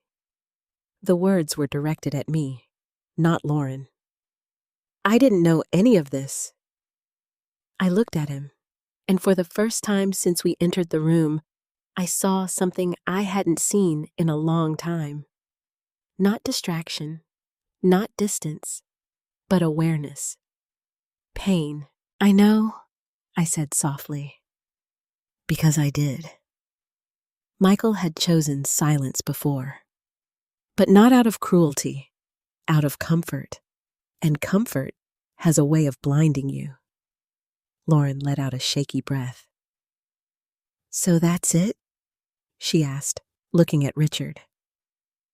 "Everything I've worked for, just gone." Richard's expression softened slightly. "Not gone," he said, but questioned. He stood up slowly. "This isn't the end," he added, "but it is a reset." A reset. The word felt accurate, brutal, necessary. Lauren didn't move, didn't stand, didn't speak.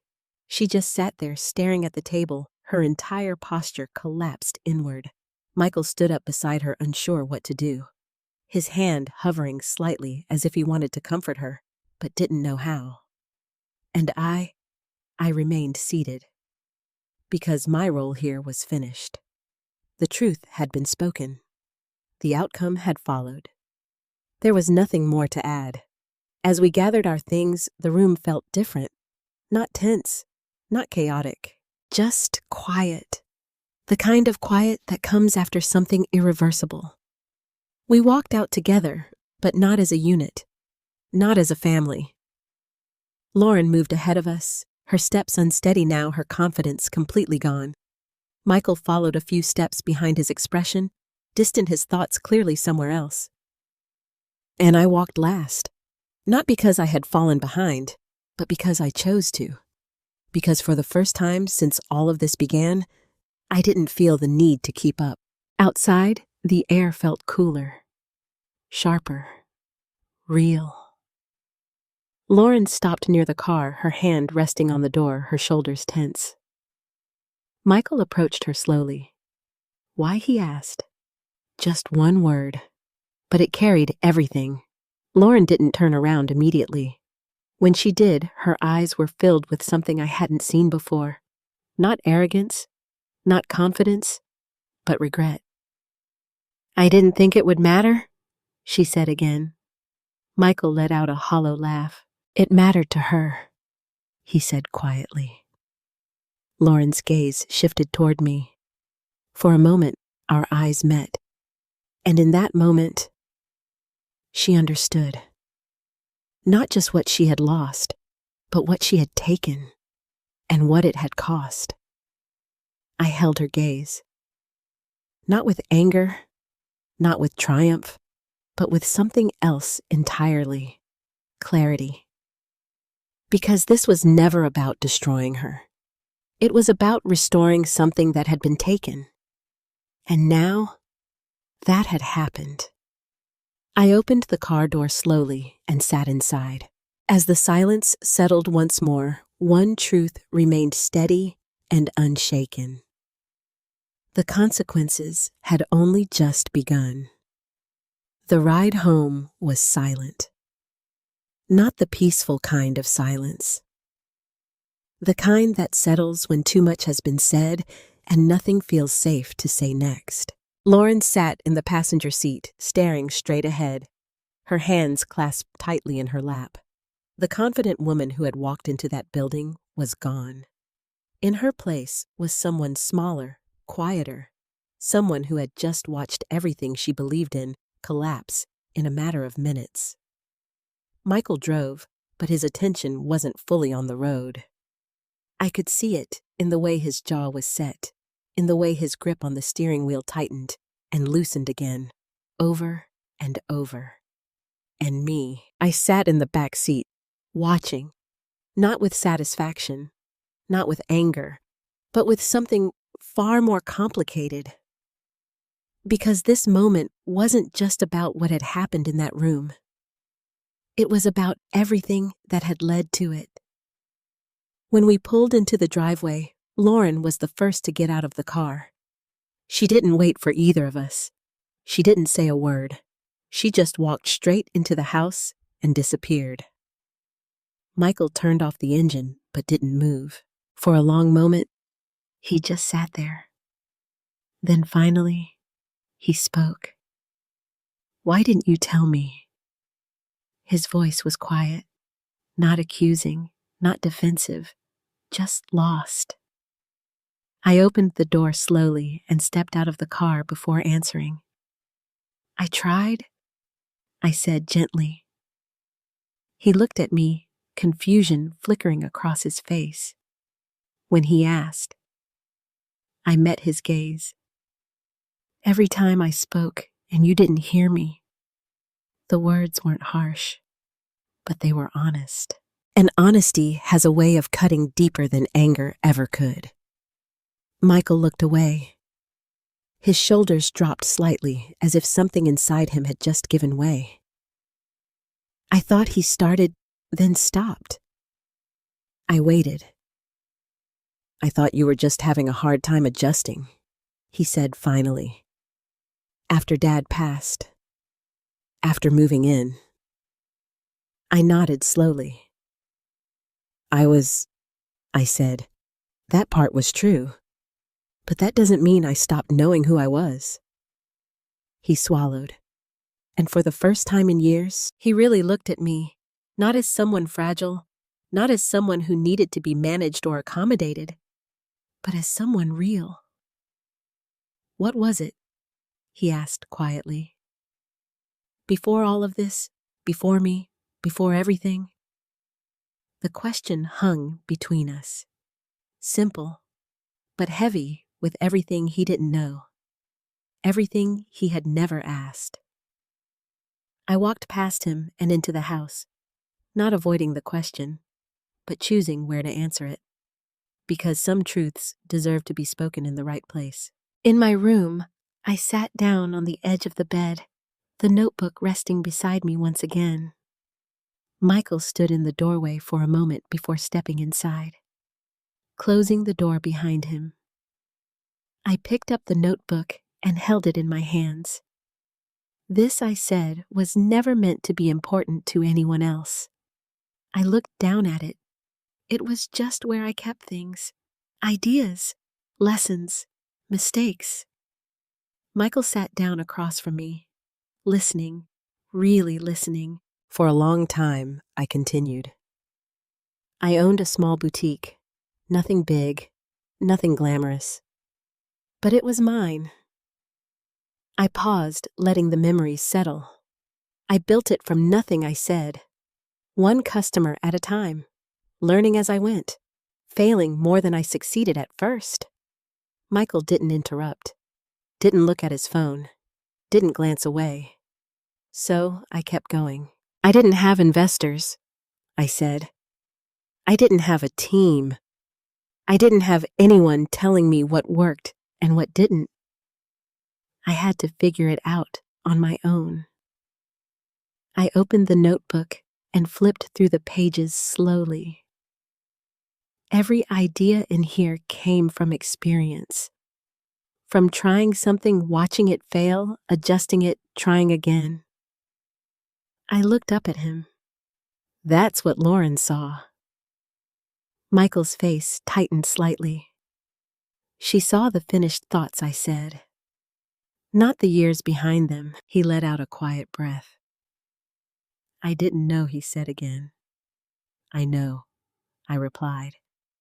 And this time, I meant it without any weight behind it. Because understanding had already begun. I closed the business when you were in college, I continued.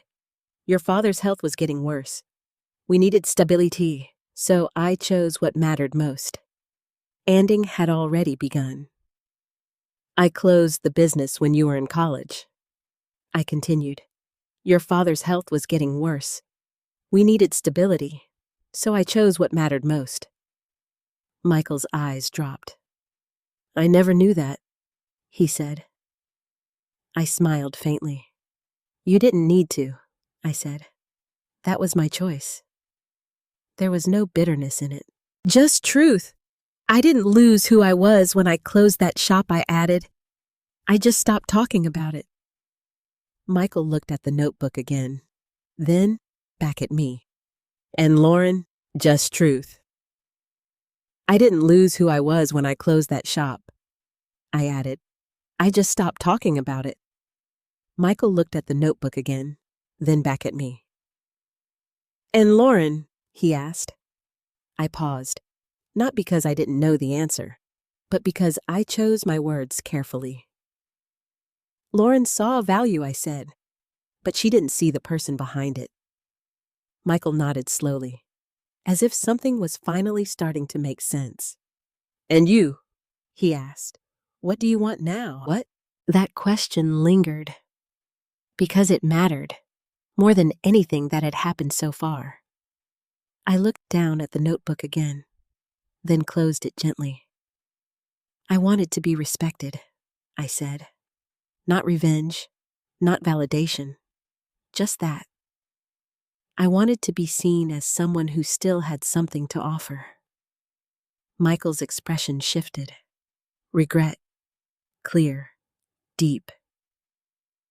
I'm sorry, he said quietly. I believed him, because this time he understood what he was apologizing for. I know, I said again, and this time it felt different, lighter. From down the hallway, I could hear movement. Lauren. Slow, uncertain. Not the confident steps she usually carried, but hesitant, careful, as if she didn't know how to walk in her own home anymore. Michael stood up. I should talk to her, he said. I nodded. Yes, I replied. He paused at the door, then turned back to me. You didn't do anything wrong, he said. I held his gaze. I know, I said, because now I truly did. After he left, I sat alone again. The room quiet, the house quiet, everything quieter than it had been in a long time. But not empty, not anymore, because something had been restored. Not just the truth, but something deeper, myself. And as I placed the notebook back into the drawer, I realized something. This was never just about what Lauren had taken. It was about what I had allowed myself to forget. And now I wasn't forgetting anymore. The house felt different that night, not quieter, not louder, just exposed. Like something that had been hidden for too long had finally been dragged into the light, and now nothing could return to what it had been before. I stayed in my room for a while after we got back, not to avoid them, but to give them space, because some realizations need room to settle. From down the hallway, I could hear voices. Michael's at first low-strained, trying to understand. Then Lauren's unsteady defensive at first, then softer breaking under the weight of everything she could no longer deny. I didn't listen closely. I didn't need to. I already knew what was being said. What mattered now was what came next. A soft knock on my door broke the silence. I looked up. Come in, I said. The door opened slowly. Lauren stood there. Not the Lauren I had come to know over the past few years. Not the confident, composed woman who spoke with certainty and dismissed anything she didn't understand. This Lauren looked uncertain, smaller, as if something essential had been stripped away. "Can I come in?" she asked. Her voice was quiet, careful. I nodded. Of course. She stepped inside, closing the door gently behind her. For a moment, she didn't speak. Just stood there, her hands clasped tightly together, her eyes scanning the room as if searching for something to hold on to. Finally, she looked at me. "I didn't know how to start this conversation," she said. I remained silent, letting her find her way. "I've been replaying everything," she continued. "Over and over again, trying to understand how I let it get this far." Her voice trembled slightly. "But I do understand one thing now. I waited. I was wrong. The words were simple, but they carried weight. Not just because she said them, but because she meant them. I didn't think what I did mattered," she went on. "At the time, it felt like I was just using inspiration, learning from something I found." She shook her head slightly. "But that's not what it was." "No, it wasn't. I took something that belonged to you," she said, "and I built something on top of it without ever acknowledging where it came from." Her eyes met mine, and for the first time, there was no defensiveness, no justification, just truth. "I'm sorry, Hannah." The apology hung in the air, unforced, unpolished, real. I studied her for a moment, not looking for perfection, not looking for the right words, just looking for honesty. And I found it. "I believe you," I said quietly. Her shoulders dropped slightly, as if she had been holding her breath. "But that doesn't change what happened," I added. She nodded immediately. "I know." We sat in silence for a moment. Then she spoke again. "I don't expect you to forgive me," she said. "Not right away. Maybe not at all." Her voice softened further.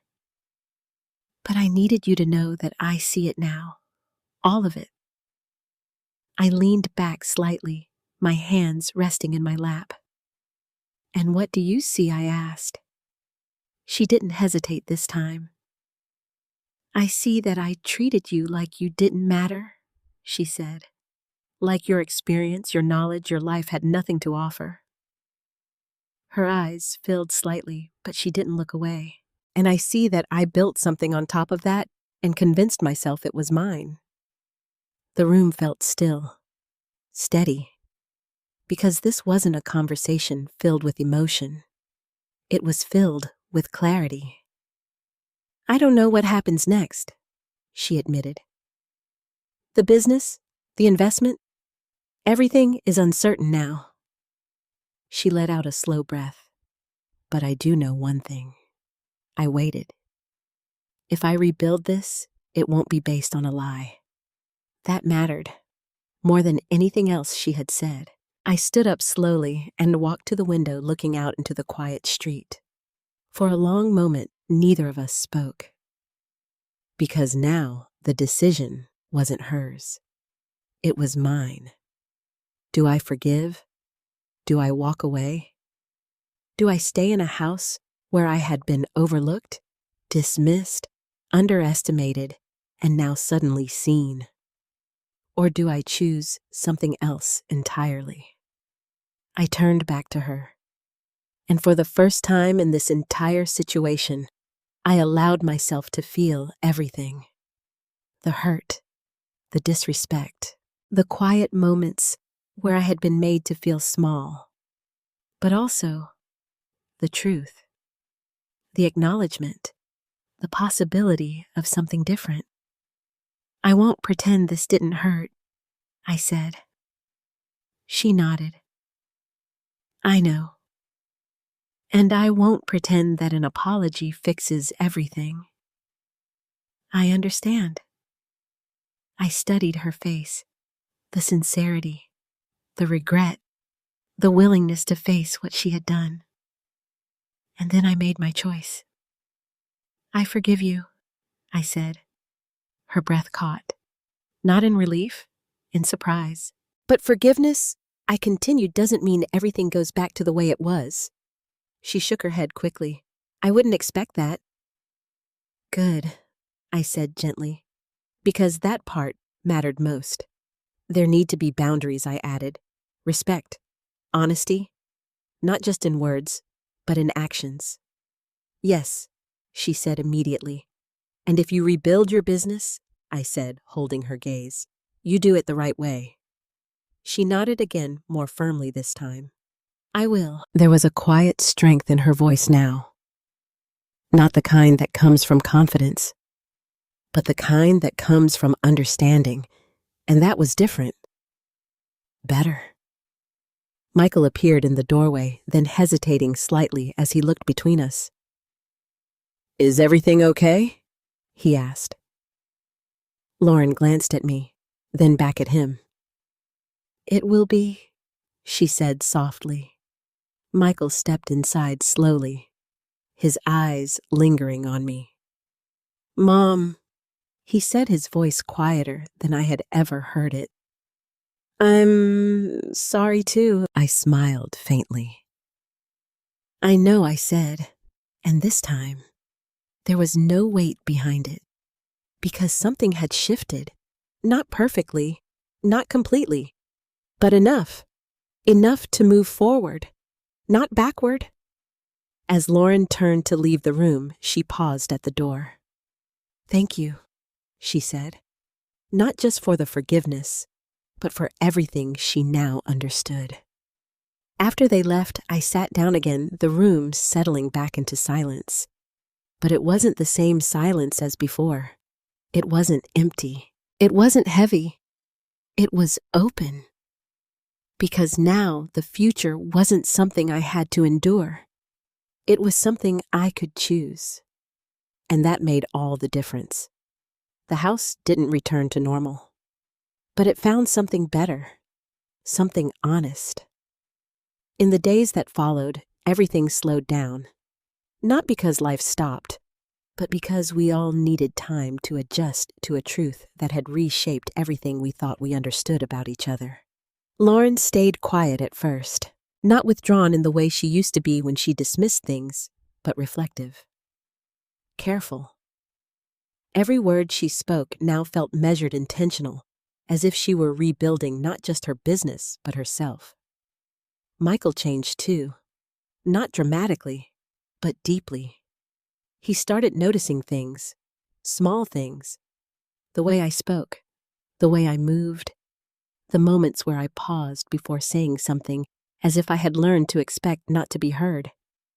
And slowly, he began listening. Really listening. One morning, about a week after the meeting, I walked into the kitchen and found Lauren already there. Not on her phone, not on a call, just sitting, with my notebook open in front of her.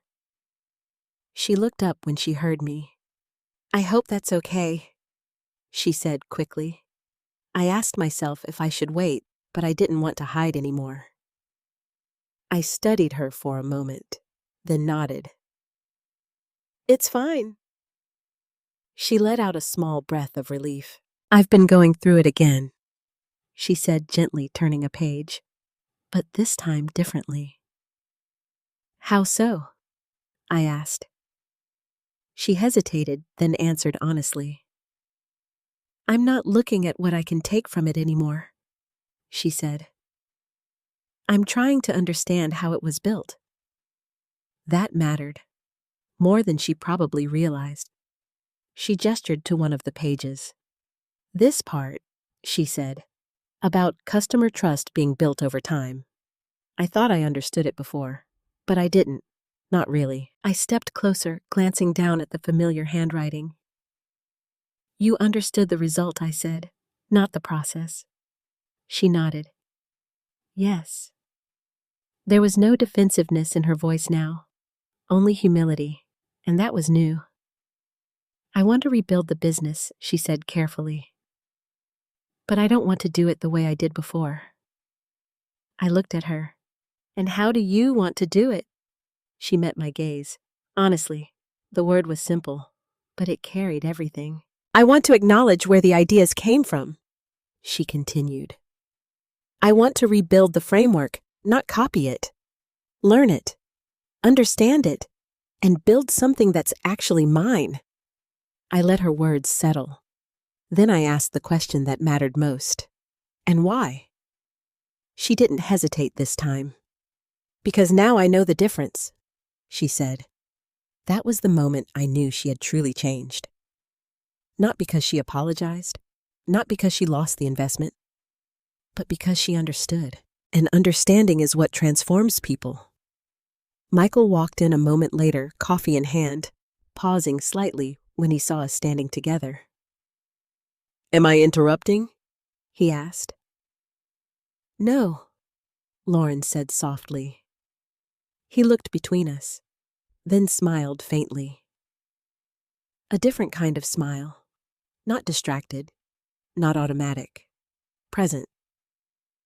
I was thinking, he said, setting his cup down, maybe we could help. Lauren turned to him. What do you mean? I mean, he said, glancing at me briefly before continuing. Maybe this doesn't have to be something you rebuild alone. Lauren's eyes flickered back to me, and for a moment, I saw it. The question, the uncertainty, the possibility. I'm not asking you to fix anything, she said to me. I know that's not fair. It wouldn't be fixing, I replied. She waited. It would be building, I added. The difference mattered, because I wasn't stepping back into something that had been taken from me. I was stepping into something new, something chosen. I'll help you, I said. Her breath caught slightly, but on my terms. She nodded immediately. Of course. Michael let out a quiet breath, as if something he hadn't realized he was holding on to had finally been released. And just like that, something shifted again, not back to what it was, but forward, into something stronger. Weeks passed, and slowly, the house began to change. Not in structure, but in feeling. Conversations became real. Respect became visible. Lauren worked differently now, asking questions, listening, challenging herself, instead of assuming she already had the answers. And me? I found my voice again. Not louder, not more forceful, just present. Because I no longer felt the need to shrink myself to fit into someone else's understanding of who I was. One afternoon, as we sat together, reviewing a new concept for her brand, Lauren paused and looked at me. You know, she said, I think the biggest mistake I made wasn't taking the ideas. I raised an eyebrow slightly. What was it? She smiled faintly. Thinking you had nothing left to teach. I held her gaze for a moment, then smiled, because that was the truth, wasn't it? Not just for her, but for all of us. We underestimate people. We overlook them. We assume that time has taken something away from them, when in reality, it has given them something far more valuable. Perspective, experience, wisdom. And sometimes, we only realize it when it's almost too late. But not this time. This time, we caught it. And we chose differently. Here is your 300 to 500 word life lesson plus CTA, written in a deep emotional, inspirational tone. There are moments in life when we realize something painful but necessary being overlooked, does not mean we are without value. Sometimes the world moves so fast that it begins to worship what is new, loud, and visible, while quietly dismissing what is steady, experienced, and unseen. And in that process, people, especially those who have lived, built, sacrificed, can slowly become invisible even in their own families. But here's the truth. Wisdom does not expire. It evolves. The lessons learned through years of effort, failure, resilience, and love, those are things no trend, no technology, and no modern idea can replace. They are the foundation beneath everything meaningful. What happened in this story wasn't just about someone taking an idea. It was about forgetting to honor the person behind it. And perhaps the most powerful lesson of all is this: respect should never be conditional. Not on age, not on relevance, not on convenience. Real respect comes from recognizing that every person carries a story, and within that story, something worth listening to. At the same time, there is strength in knowing your worth, even when others don't see it. You don't have to shout to be heard. Sometimes, the quiet truth revealed at the right moment speaks louder than anything else ever could. So, if you've ever felt underestimated, ignored, or made to feel like your voice didn't matter, this is your reminder. It does. It always has. And I'd love to hear from you. Have you ever experienced something like this? Have you ever been overlooked by someone close to you? And how did you handle it? Share your story in the comments. I read every single one, and your voice might help someone else feel less alone. And if you believe in stories about truth, growth, and second chances, don't forget to like and subscribe. Because sometimes the stories we need the most are the ones that remind us who we truly are.